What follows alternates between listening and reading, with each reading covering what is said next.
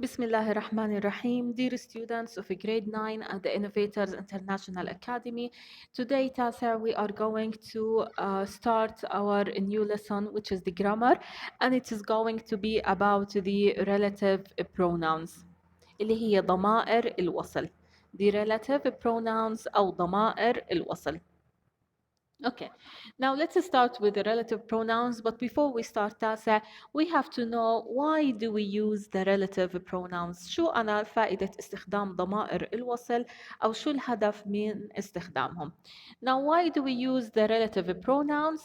We use them or we use the relative pronouns to connect the relative clause with the noun. This relative clause describes or defines the noun. كمان مرة.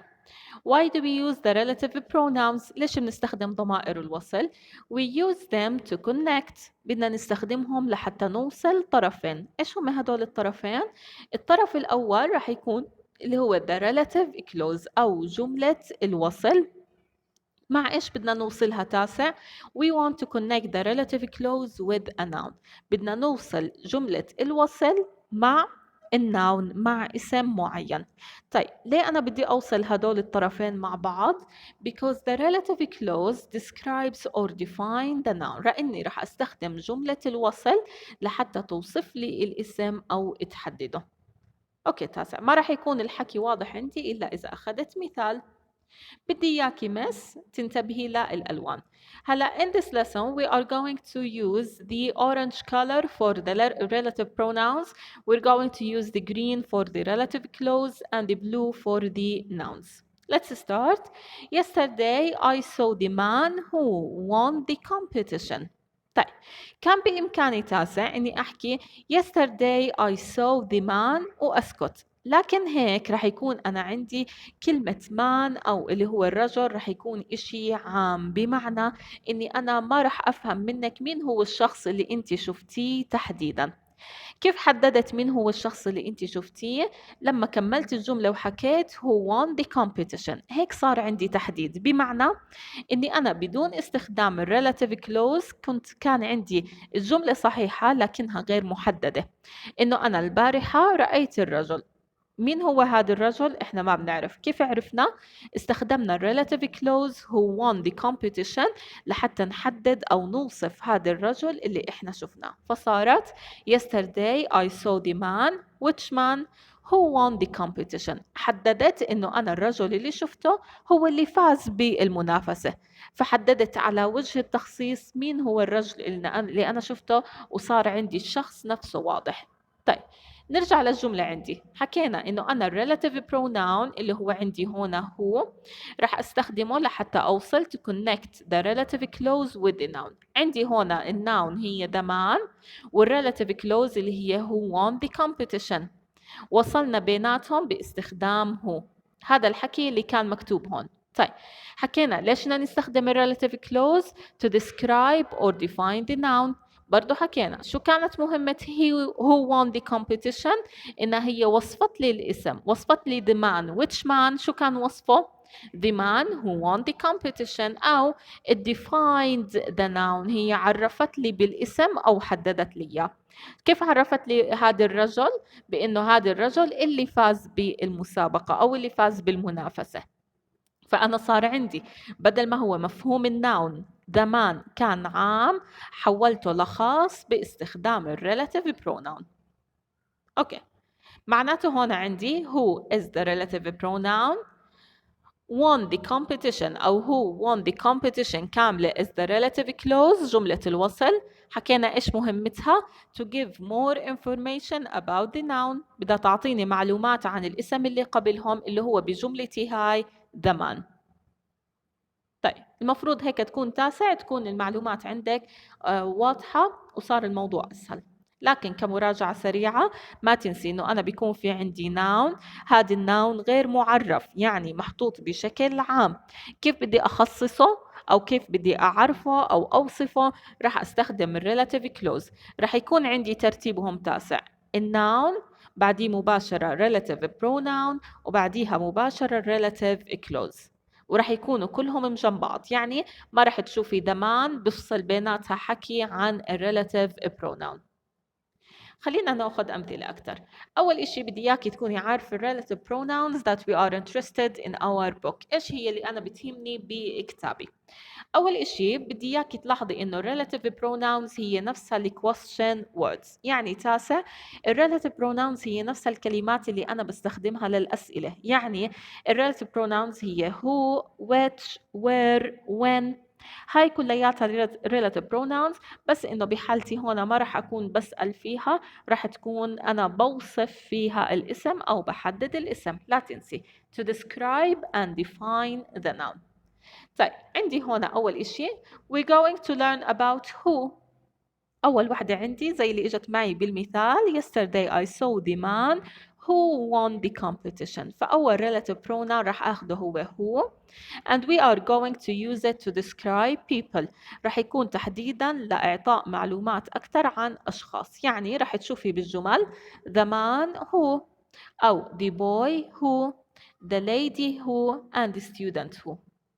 لكن عندنا هنا ملاحظة إنه هو can be replaced with that. ممكن أنا هو أستبدلها بذات. يعني بجملتي اللي كانت بالسلايد اللي قبل تاسع ممكن أنا أحكي yesterday I saw the man that won the competition أو yesterday I saw the man who won the competition والتنتين صحيحات.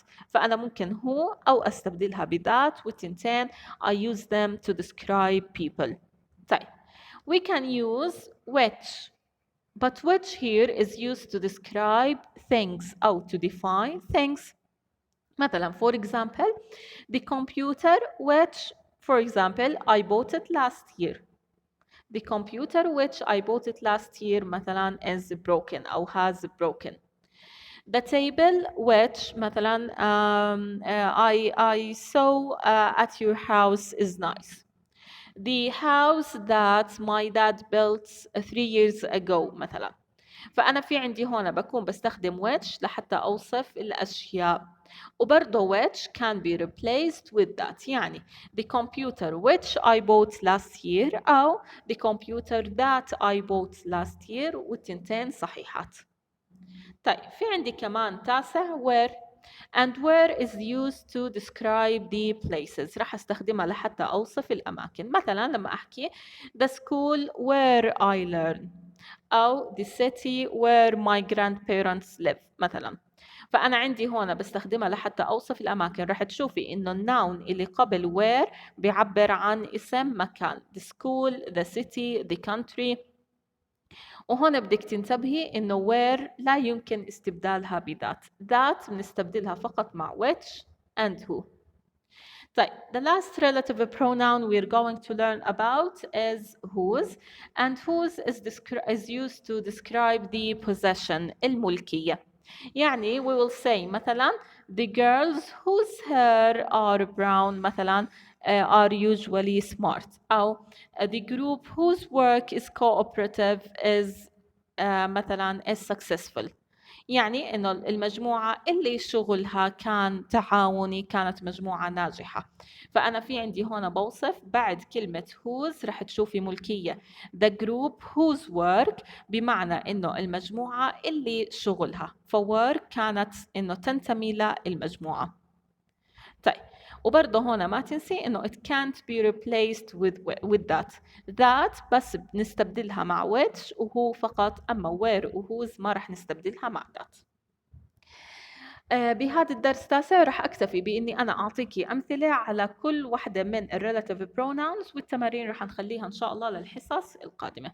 خلينا نبدأ ب who and that. هلا we said that who is a relative pronoun and it is used to describe or to give information about people, and who can be replaced with that. ممكن أستخدم بدالها that بنفس الترتيب وراح تضل الجملة صحيحة، وطبعا راح يضل إلها نفس المعنى.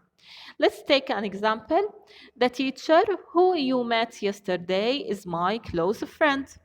طيب أصل الجملة تاسع The teacher is my close friend. المعلمة هي صديقتي المقربة. طيب which teacher كيف بدي أحدد أنا أي معلمة هي صديقتي المقربة؟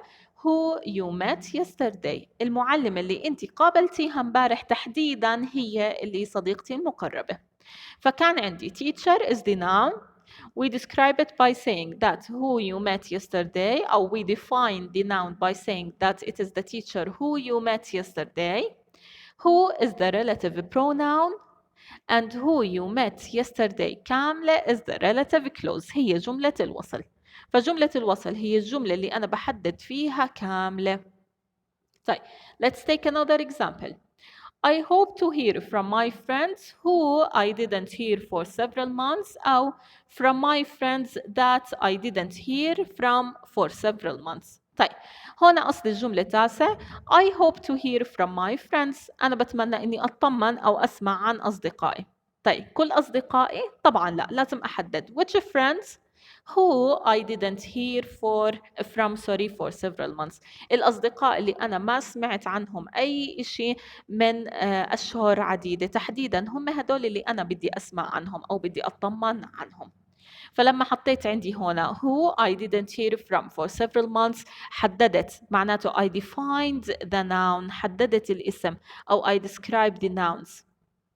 طيب, تاسع انتبهي انه انا اعطيتك مثال. المثال الاول كان الnoun at the beginning of the sentence, and in the second example the noun is at the middle of the sentence. يعني انا ممكن يكون الاسم اللي بدي احدده ببداية الجملة، وممكن يكون بنهاية الجملة او بمنتصفها، ما عندي اي مشكلة. المهم انه انا تيجي الريلاتيف كلوز بعديها مباشرة. طيب, let's take some examples on which and that. Again, we use which to describe or to define things, and it can be replaced with that, and we use it to describe things. Let's take two examples. The first one, the laptop which or that I saw in the advertisement has good features. أصل الجملة تاسع. The laptop has good features. إنه هذا الجهاز له خصائص منيحة. طيب, which laptop؟ أي جهاز أنا اللي بحكي عنه بالضبط؟ which I saw in the advertisement، الجهاز اللي أنا شفته بالإعلان. فأنا لما استخدمت which I saw in the advertisement حددت بالضبط عن أي جهاز أنا بحكي. فكان وظيفة relative clause which I saw in the advertisement إنها تحدد لي الnoun. طيب, the second example, we read about the flights which were cancelled, أو we read about the flights that were cancelled. إحنا قرأنا عن رحلات الطيران. أي رحلات طيران إحنا اللي قرأنا عنها بالضبط؟ which were cancelled. قرأنا عن رحلات الطيران اللي تم إلغائها. فأنا هنا حددت لك شو رحلات الطيران اللي قرأت عنها. أعطيتك خيار أقل، أو وصفت هاي الرحلات إنه أنا ما قرأت إلا عن رحلات الطيران اللي تم إلغائها، وبالتالي أنا حددت لك النون. طيب, خلينا نروح لوير. Again, تاسع sorry. We use where to describe places, and where can't be replaced with that. ممنوع تستخدمي that بدل where.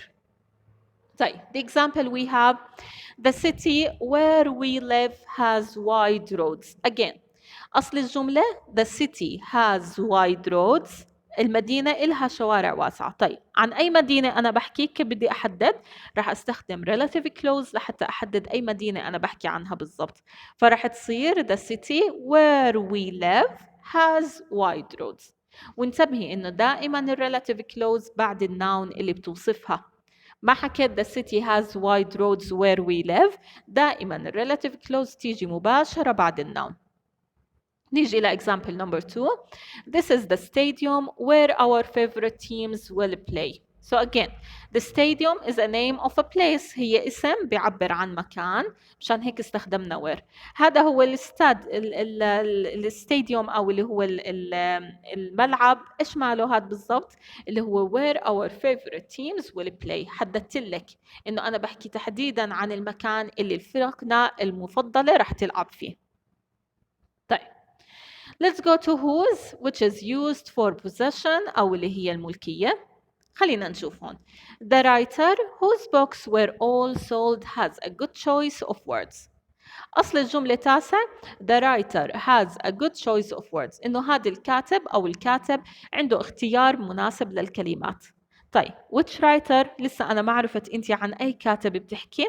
the writer whose books were all sold. لما ضفت relative clause عرفت إنه أنت بتحكي عن الكاتب اللي كانت كتبه تباع كلياتها أو اللي انباعت كل كتبه، فاستخدمت whose مع الملكية.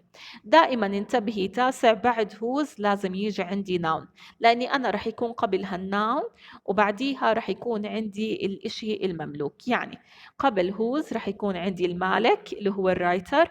إيش بيمتلك؟ he has the books اللي هي المملوك، فدائما بعد whose لازم يكون في عندي nouns and that noun is owned by the writer أو the noun that is before the relative pronoun. خلينا نروح لنمبر 2. we met the writer. هون برضو كنت بدي أوضح لك كيف إنها ممكن تيجي بنص الجملة. we met the writer whose books were all sold. كمان مرة we met the writer إحنا قابلنا الكاتب، بس أنا هيك ما عرفت أنت أي كاتب اللي قابلتيه.